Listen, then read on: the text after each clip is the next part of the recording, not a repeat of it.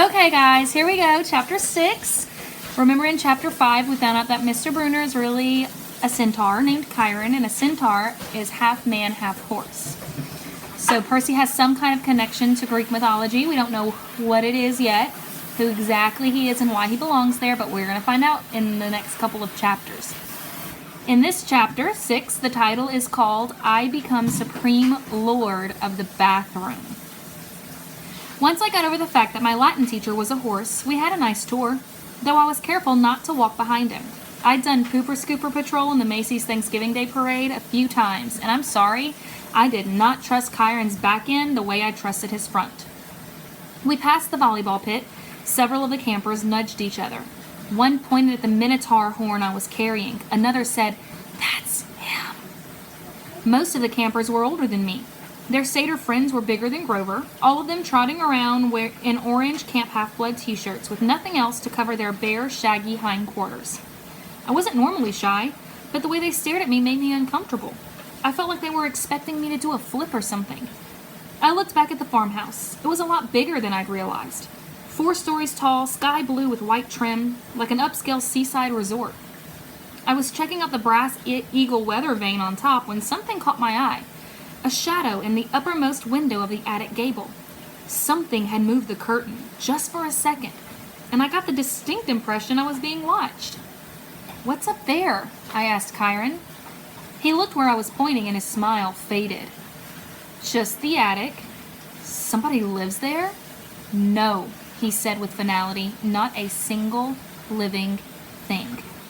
I got the feeling he was being truthful, but I was also sure something had moved that curtain.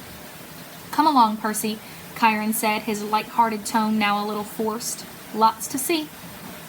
We walked through the strawberry fields where campers were picking bushels of berries while a satyr played a tune on a reed pipe. Chiron told me the camp grew a nice crop for export to New York restaurants and Mount Olympus. "It pays our expenses," he explained, "and the strawberries take almost no effort." He said Mr. D had this effect on fruit-bearing plants. They just went crazy when he was around. It worked best with grapes, but Mr. D was restricted from growing those, so they grew strawberries instead. I watched the satyr playing his pipe. His music was causing lines of bugs to leave the strawberry patch in every direction, like refugees fleeing a fire. I wondered if Grover could work that kind of magic with music. I wondered if he was still inside the farmhouse, getting chewed out by Mr. D. "Grover won't get in too much trouble, will he?" I asked Chiron. "I mean, he was a good protector, really." Chiron sighed. He shed his tweed jacket and draped it over his horse's back like a saddle. "Grover has big dreams, Percy, perhaps bigger than are reasonable. To reach his goal, he must first demonstrate great courage by succeeding as a keeper, finding a new camper, and bringing him safely to Half-Blood Hill. But he did that." "I might agree with you," Chiron said, "but it is not my place to judge. Dionysus and the Council of Cloven Elders must decide. I'm afraid they might not see this assignment as a success. After all, Grover lost you in New York.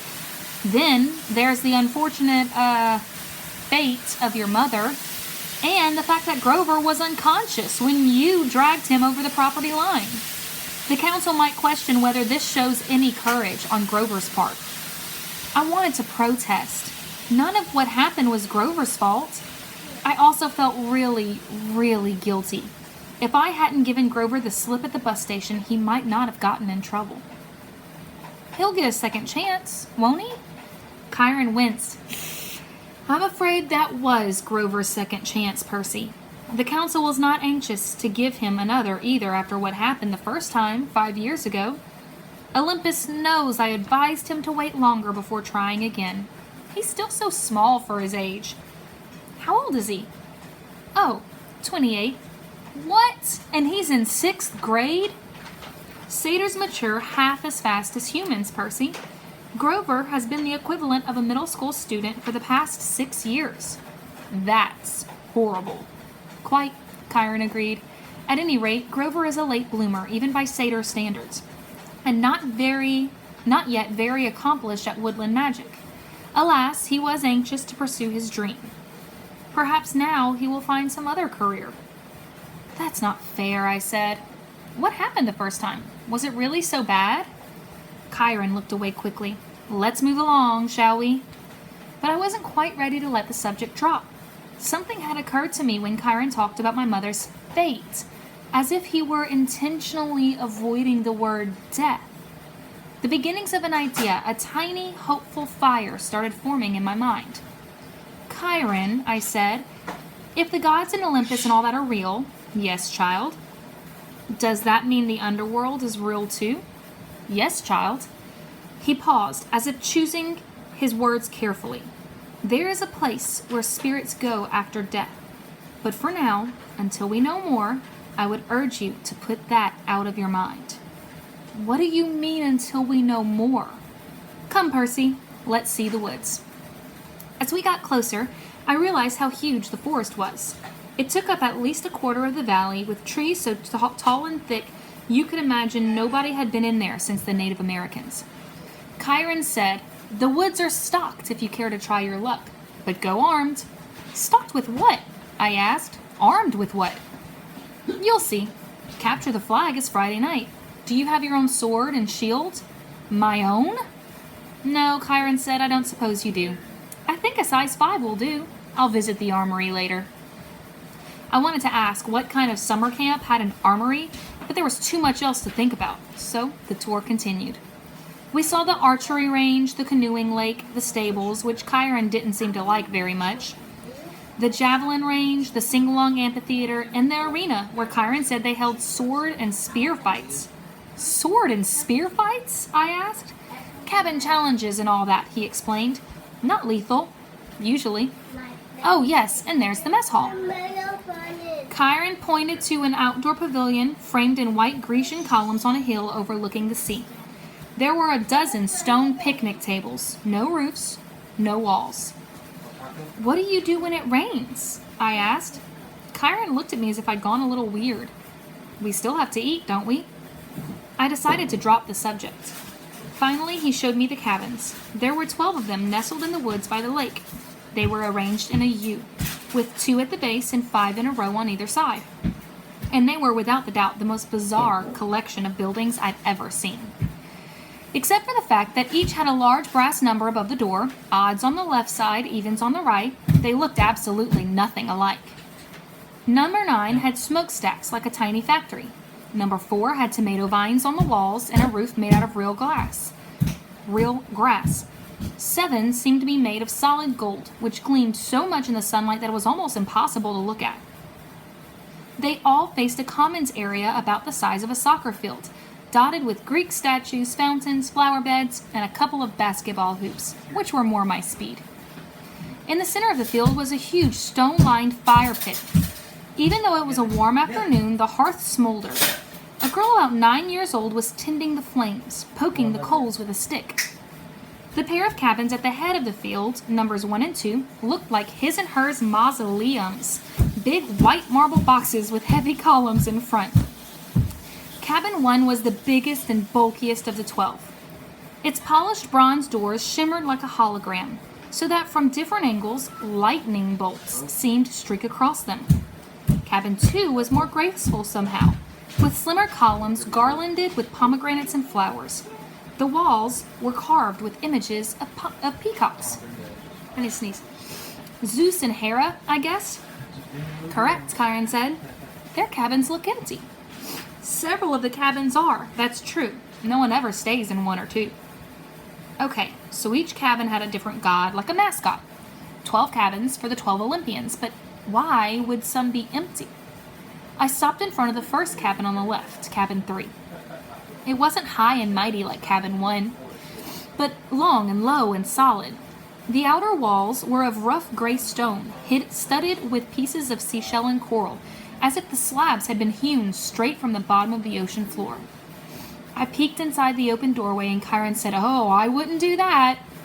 But before he could pull me back, I caught the salty scent of the interior, like the wind on the shore at Montauk. The interior walls glowed like abalone. There were 6 empty bunk beds with silk sheets turned down, but there was no sign anyone had ever slept there. The place felt so sad and lonely, I was glad when Kyron put his hand on my shoulder and said, "Come along, Percy." Most of the other cabins were crowded with campers. Number 5 was bright red, a real nasty paint job, as if the color had been splashed on with buckets and fists. The roof was lined with barbed wire. A stuffed wild boar's head hung over the doorway, and its eyes seemed to follow me. Inside, I could see a bunch of mean-looking kids, both girls and boys, arm wrestling and arguing with each other while rock music blared. The loudest was a girl maybe 13 or 14. She wore a size XXXL Camp Half-Blood t-shirt under a camouflage jacket. She zeroed in on me and gave me an evil sneer. She reminded me of Nancy Bobofit, though the camper girl was much bigger and tougher looking, and her hair was long and stringy and brown instead of red. I kept walking, trying to stay clear of Chiron's hooves. "We haven't seen any other centaurs," I observed. "No," said Chiron sadly. "My kinsmen are a wild and barbaric folk, I'm afraid. You might encounter them in the wilderness or at major sporting events, but you won't see any here." "You said your name was Chiron. Are you really—" He smiled down at me. "The Chiron from the stories, trainer of Hercules and all that?" "Yes, Percy, I am." "But shouldn't you be dead?" Chiron paused as if the question intrigued him. "I honestly don't know about should be. The truth is, I can't be dead. You see, eons ago, the gods granted my wish. I could continue the work I loved. I could be a teacher of heroes as long as humanity needed me. I gained much from that wish, and I gave up much. But I'm still here, so I can only assume I'm still needed." I thought about being a teacher for 3,000 years. It wouldn't have made my top 10 things to wish for list. "Doesn't it ever get boring?" No, he said. "Horribly depressing at times, but never boring." "Why depressing?" Chiron seemed to turn hard of hearing again. "Oh, look," he said. "Annabeth is waiting for us." The blonde girl I'd met at the big house was reading a book in front of the last cabin on the left, number 11. When we reached her, she looked me over critically, like she was still thinking about how much I drooled. I tried to see what she was reading, but I couldn't make out the title. I thought my dyslexia was acting up. Then I realized the title wasn't even English. The letters looked Greek to me. I mean, literally Greek. There were pictures of temples and statues and different kinds of columns, like those in an architecture book. "Annabeth," Chiron said, "I have Master's archery class at noon. Would you take Percy from here?" "Yes, sir." "Cabin 11, Chiron told me, gesturing toward the doorway. "Make yourself at home." Out of all the cabins, 11 looked the most like a regular old summer camp cabin, with the emphasis on old. The threshold was worn down, the brown paint peeling. Over the doorway was one of those doctor symbols, a winged pole with 2 snakes wrapped around it. What did they call it? A caduceus. Inside, it was packed with people, both boys and girls, way more than the number of bunk beds. Sleeping bags were spread all over on the floor. It looked like a gym where the Red Cross had set up an evacuation center. Chiron didn't go in. The door was too low for him. But when the campers saw him, they all stood and bowed respectfully. "Well then," Chiron said, "good luck, Percy. I'll see you at dinner." He galloped away toward the archery range. I stood in the doorway looking at the kids. They weren't bowing anymore. They were staring at me, sizing me up. I knew this routine. I'd gone through it at enough schools. "Well," Annabeth prompted, "go on." So naturally, I tripped coming in the door and made a total fool of myself. There were some snickers from the campers, but none of them said anything. Annabeth announced, "Percy Jackson, meet cabin 11. "Regular or undetermined?" somebody asked. I didn't know what to say, but Annabeth said, "Undetermined." Everybody groaned. A guy who was a little older than the rest came forward. Now, campers, that's what we're here for. Welcome, Percy. You can have that spot on the floor right over there." The guy was about 19, and he looked pretty cool. He was tall and muscular, with short cropped sandy hair and a friendly smile. He wore an orange tank top, cut-offs, sandals, and a leather necklace with 5 different colored clay beads. The only thing unsettling about his appearance was a thick white scar that ran from just beneath his right eye to his jaw, like an old knife slash. "This is Luke," Annabeth said, and her voice sounded different somehow. I glanced over and could have sworn she was blushing. She saw me looking and her expression hardened again. He's your counselor for now. For now? I asked. You're undetermined, Luke explained patiently. They don't know what cabin to put you in, so you're here. Cabin 11 takes all newcomers, all visitors. Naturally, we would. Hermes, our patron, is the god of travelers. I looked at the tiny section of floor they'd given me. I had nothing to put there to mark it as my own. No luggage, no clothes, no sleeping bag. Just the Minotaur's horn. I thought about setting that down, but then I remembered that Hermes was also the god of thieves. I looked around the campers' faces, some sullen and suspicious, some grinning stupidly, some eyeing me as if they were waiting for a chance to pick my pockets. How long will I be here? I asked. Good question, Luke said, until you're determined. How long will that take? All the campers all laughed. Come on, Annabeth told me. I'll show you the volleyball court. I've already seen it. Come on. She grabbed my wrist and dragged me outside. I could hear the kids of Cabin 11 laughing behind me. When we were a few feet away, Annabeth said, Jackson, you have to do better than that. What? She rolled her eyes and mumbled under her breath, I can't believe I thought you were the one. What's your problem? I was getting angry now. All I know is I kill some bull guy? Don't talk like that, Annabeth told me. You know how many kids at this camp wish they had your chance? To get killed? To fight the Minotaur? What do you think we train for? I shook my head. Look, if the thing I fought really was the Minotaur, the same one in the stories, yes, then there's only one. Yes. And he died like a gajillion years ago, right? Theseus killed him in the labyrinth. So, monsters don't die, Percy. They can be killed, but they don't die. Oh, thanks. That clears it up. They don't have souls like you and me. You can dispel them for a while, maybe even for a whole lifetime if you're lucky, that they are primal forces. Chiron calls them archetypes. Eventually, they reform. I thought about Mrs. Dodds. You mean if I killed one accidentally with a sword, your math teacher. That's right.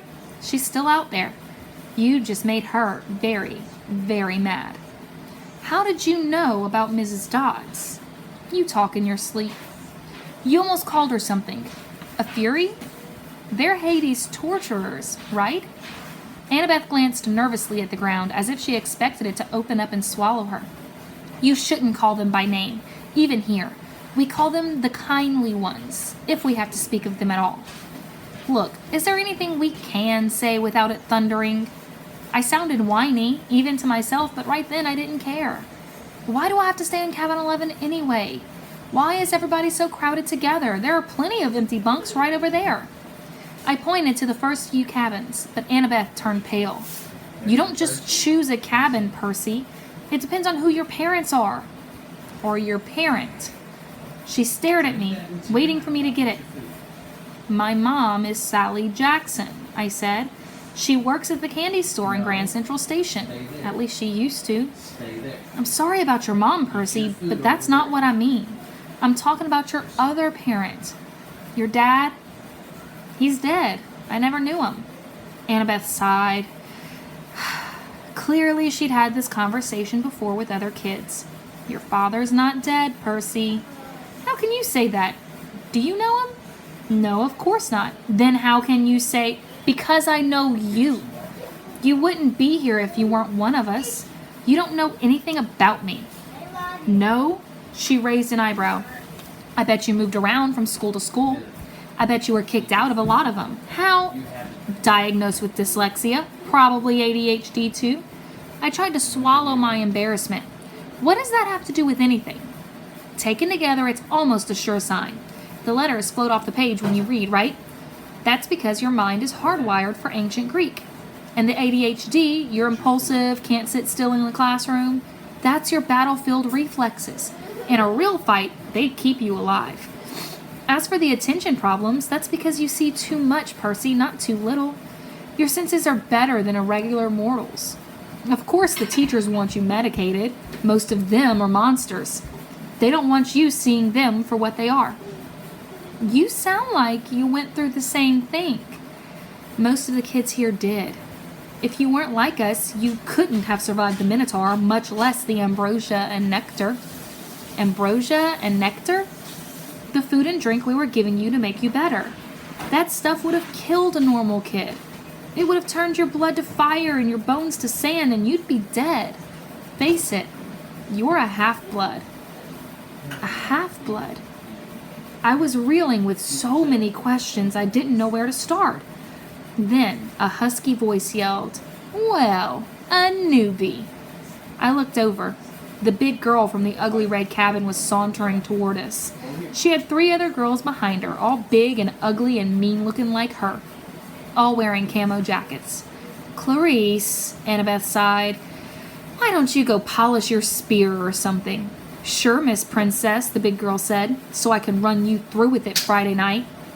"Ere es Caracas," Annabeth said, which I somehow understood was Greek for "go to the crows," though I had a feeling it was a worse curse than it sounded. "You don't stand a chance." "We'll pulverize you," Clarice said, but her eye twitched. Perhaps she wasn't sure she could follow through on the threat. She turned toward me. "Who's this little runt?" "Percy Jackson," Annabeth said. "Meet Clarice, daughter of Ares." I blinked. "Like the war god?" Clarice sneered. "You got a problem with that?" "No," I said, recovering my wits. "It explains the bad smell." Clarice growled. "We got an initiation ceremony for newbies, prissy." "Percy." "Whatever. Come on, I'll show you." "Clarice," Annabeth tried to say. "Stay out of it, wise girl." Annabeth looked pained, but she did stay out of it. And I didn't really want her help. I was the new kid. I had to earn my own rep. I handed Annabeth my Minotaur horn and got ready to fight. But before I knew it, Clarice had me by the neck and was dragging me toward a cinder block building that I knew immediately was the bathroom. I was kicking and punching. I'd been in plenty of fights before, but this big girl Clarice had hands like iron. She dragged me into the girls' bathroom. There was a line of toilets on one side and a line of shower stalls down the other. It smelled just like any public bathroom, and I was thinking, as much as I could think, with Clarice ripping my hair out, that if this place belonged to the gods, they should have been able to afford classier Johns. Clarice's friends were all laughing, and I was trying to find the strength I'd use to fight the Minotaur, but it just wasn't there. "Like he's big 3 material," Clarice said, as she pushed me toward one of the toilets. "Yeah, right. Minotaur probably fell over laughing. He was so stupid looking." Her friends snickered. Annabeth stood in the corner, watching through her fingers. Clarice bent me over on my knees and started pushing my head toward the toilet bowl. It reeked like rusted pipes and, well, like what goes into the toilets. I strained to keep my head up. I was looking at the scummy water thinking, I will not go into that. I won't. Then something happened. I felt a tug in the pit of my stomach. I heard the plumbing rumble, the pipes shudder. Clarice's grip on my hair loosened. Water shot out of the toilet, making an arc straight over my head. And the next thing I knew, I was sprawled on the bathroom tiles with Clarice screaming behind me. I turned just as water blasted out of the toilet again, hitting Clarice straight in the face so hard it pushed her down onto her butt. The water stayed on her like the spray from a fire hose, pushing her backward into a shower stall. She struggled, gasping, and her friends started coming toward her. But then the other toilets exploded too, and 6 more streams of toilet water blasted them back. The showers acted up too, and together all the fixtures sprayed the camouflage girls right out of the bathroom, spinning them around like pieces of garbage being washed away. As soon as they were out the door, I felt the tug in my gut lessen, and the water shut off as quickly as it had started. The entire bathroom was flooded. Annabeth hadn't been spared. She was dripping wet, but she hadn't been pushed out the door. She was standing in exactly the same place, staring at me in shock. I looked down and realized I was sitting in the only dry spot in the whole room. There was a circle of dry floor around me. I didn't have one drop of water on my clothes. Nothing. I stood up, my legs shaky. Annabeth said, "How did you—" "I don't know." We walked to the door. Outside, Clarice and her friends were sprawled in the mud, and a bunch of other campers had gathered around to gawk. Clarice's hair was flattened across her face. Her camouflage jacket was sopping, and she smelled like sewage. She gave me a look of absolute hatred. "You are dead, new boy. You are totally dead." I probably should have let it go, but I said, "You want to gargle with toilet water again, Clarice? Close your mouth." Her friends had to hold her back. They dragged her toward cabin 5 while the other campers made way to avoid her flailing feet. Annabeth stared at me. I couldn't tell whether she was just grossed out or angry at me for dousing her. "What?" I demanded. "What are you thinking?" "I'm thinking," she said, "that I want you on my team for Capture the Flag." Okay, so Percy's definitely got something going on. He controlled the water and attacked Clarice with it. Don't know what that tells us, but be thinking about what you know about Greek mythology. And within the next 2 chapters, we're going to have some serious answers about what's going on here. So I think that he just made an enemy today with Clarice, but I also think that Annabeth is a little bit more impressed with Percy than she was at the beginning of the chapter. All right, guys, I'll see y'all tomorrow. Bye.